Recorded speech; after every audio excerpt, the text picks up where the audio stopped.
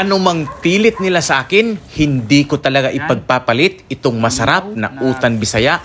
Nilagyan ko kasi ito ng upo, saluyot, ukra at tuyo na bulinaw. Kaya naman, panoorin ang video kung paano magluto nito.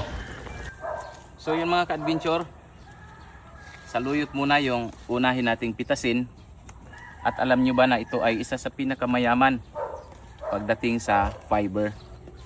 Ang malunggay naman ay napakasimple at ito ay hindi ka rin gagastos dahil dito lang din ito sa aking munting bakuran. So isa pa mga ka-adventure sa mga sangkap na kinakailangan natin sa pagluluto ng simpleng ulam ay itong mga kamara na napakayaman din po pagdating sa fiber. Marami dito sa aming farm at ito talaga yung pinaka-healthy na part pagdating sa mga ulam. Ito na siya, ilang piraso ng ukra.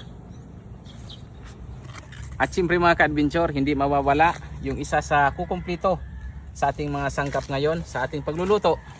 Itong mga fresh na alugbati kung tawagin dito sa aming probinsya sa Masbate. Napakayaman din sa fiber nito, kaya yung ating lulutuin ngayon more on fiber at napakamasustansya. At mas masarap siyempre kapag mayroong sili ang ating putahe. At siyempre po mga ka-adventure, mayroon din tayong nadaanan dito na patula. So sobrang fresh at mag-harvest din tayo nito para mayroon tayong pansahog. Yan, sili, patula. Tara, putahe ngayon. So halos kumpleto na mga ka-adventure at sisimulan na po natin ang ating masarap na klase ng pagluluto. Simpleng ulam dito pa rin sa probinsya ng Masbate. So yun po mga ka-adventure, kukuha naman tayo ng ating pampabango ng sabaw, ang sangig. So ito na yung mga sibuyas na panghuli na pansahog natin dito sa ating lulutuin ngayon na ulam. So yun nga po mga ka-adventure, nandito na tayo sa aking munting kubo at ang pangsubak natin ay masarap na bulinaw na tuyo. Kaya naman, start na tayo sa ating mga pagluluto.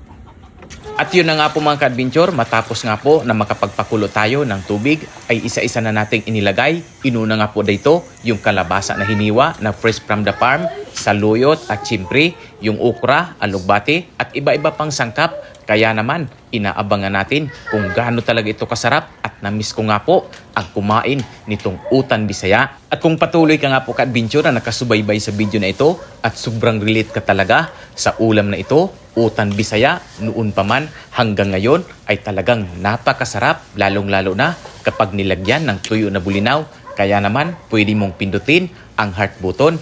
Pa-share na rin po ng video na ito bilang suporta sa akin at huwag kalimutan na i-follow ang aking page na Ampil Adventures. At siyempre nga po ka-adventure, ang magpapasarap dito sa utan Bisaya, siyempre itong tuyo na bulinaw na perfect talaga i-partner at talaga namang sobrang sarap nito. At alam nyo po ba ka-adventure na noon pa man, paborito na namin itong utan Bisaya. Ito na kasi ang madalas ihain sa tanghalian, lalong-lalo na nga po kung nilalagyan ito ng kuryoso at lumalapot yung sabaw. Ang sarap higupin ito.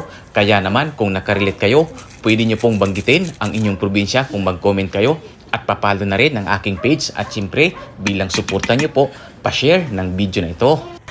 So yun nga po mga adventure, luto na nga po itong ating putahe ngayon na kung tawagin sa amin ay utan Bisaya. So ngayon ay titikman na po natin. Siyempre unang-una yung sabaw. So kumpleto yan, mayroong patula, alugbati, saluyot, malunggay, okra at sili. Siyempre napakabango dahil sa ating sangig. Yun, tikman natin ang sabaw. Grabe talaga, panalo. Pinawisan talaga ako sa pagluluto natin ngayon dahil hindi lang masarap, napakamasustansya pa. Yun, kaya naman mga ka-adventure, kung nakarelate kayo ang natakam sa ating niluto ngayon na ulam, pakipindot naman ang heart button. Pa-share na rin po bilang suporta at papalo ng aking page na Ampil Adventure.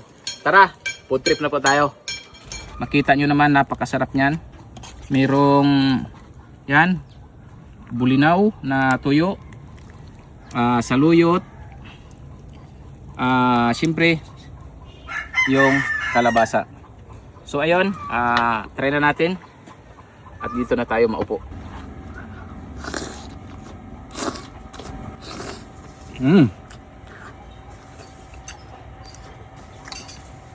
Sarap.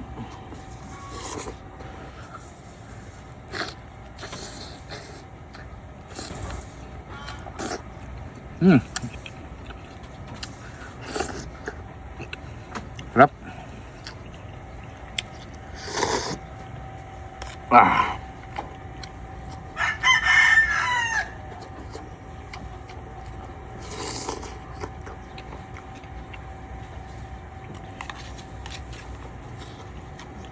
Medyo mainit nga lang.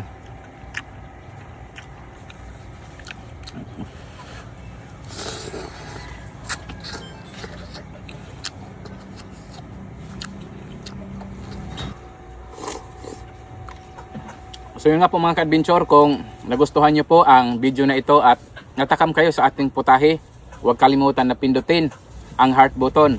Pa-share na rin po ng video na ito at pa-follow ng aking page na Ampil Adventures. Maraming salamat at yun, mas masarap kapag healthy. Dito pa rin siyempre sa napakagandang probinsya, ang probinsya ng Masbate, na may masustansyang gulay, mayamang kultura. At sa susunod na episode ay abangan nyo pa ang iba-iba pang klase ng pagluluto namin na talaga namang magugustuhan nyo. Maraming salamat at hanggang dyan lang po muna. Mag-ingat po tayo mga ka-adventure.